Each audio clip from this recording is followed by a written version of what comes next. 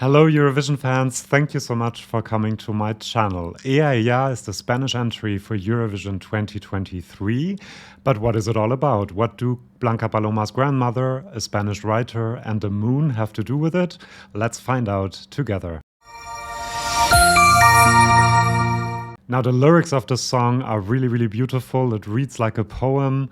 It's a lullaby of a mother singing to her child. The child is probably crying, and she is trying to comfort it. She sings, "Oh, come to me, my child, sleep at my side.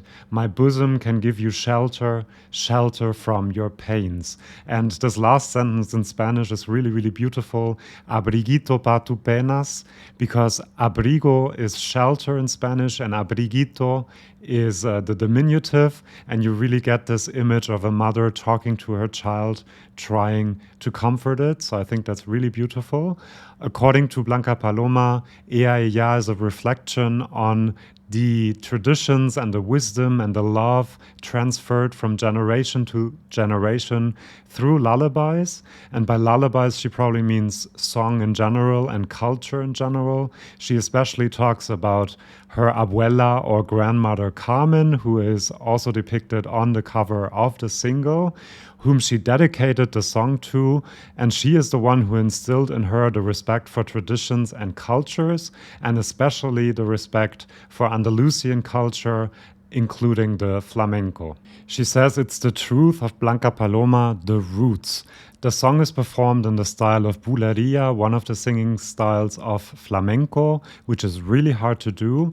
And her abuela, whom she describes as a matriarch full of love, creativity, is no longer with us and apparently also never saw her perform, but the song may make reference to the undying connection between her and Blanca Paloma, because she sings, "My child, when I die, let them bury me on the moon, and every night I will see you, every night except one." So the narrator wants to be buried on the moon to be able to watch over her child even beyond death and to protect her child. It's a very powerful symbol of love surviving death and going beyond death, and she will see her child every night except one, which is of course the night of the new moon, when the moon is not visible. According to Blanca Paloma, the song makes allusions to the poetry of Spanish writer Frederico García Lorca, who had Andalusian roots, and uses the moon in his works, especially in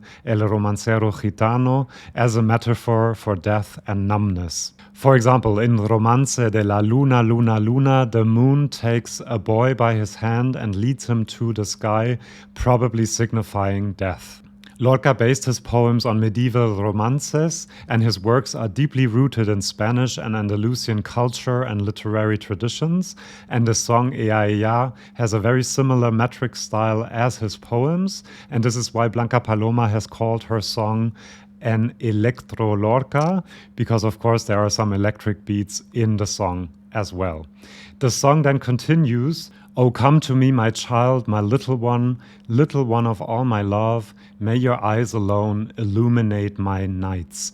The eyes of her child shine a light for her, even in the darkest moments, even in the darkest of nights, the one where there is no moon, and the reference to the eyes of the child also invoke its innocence. And the song then continues, "Teardrops from the Nile, sleepless nights." Now, tears and teardrops may refer to the tears the child is shedding, and that is why his mother is trying to comfort him. And Nile in Egyptian culture and mythology is a symbol of regeneration, of life, of fertility. The river floods its banks year after year and provides the foundation for growth and the blooming of plants, just as the traditions and the wisdom are passed on from generation to generation through the lullabies and find new bloom in each generation. So you can see that there aren't a lot of lyrics in the song, but it is very deep and meaningful and really rooted in Spanish traditions and culture, which I really like, even though I'm not a great fan of the song personally as a whole.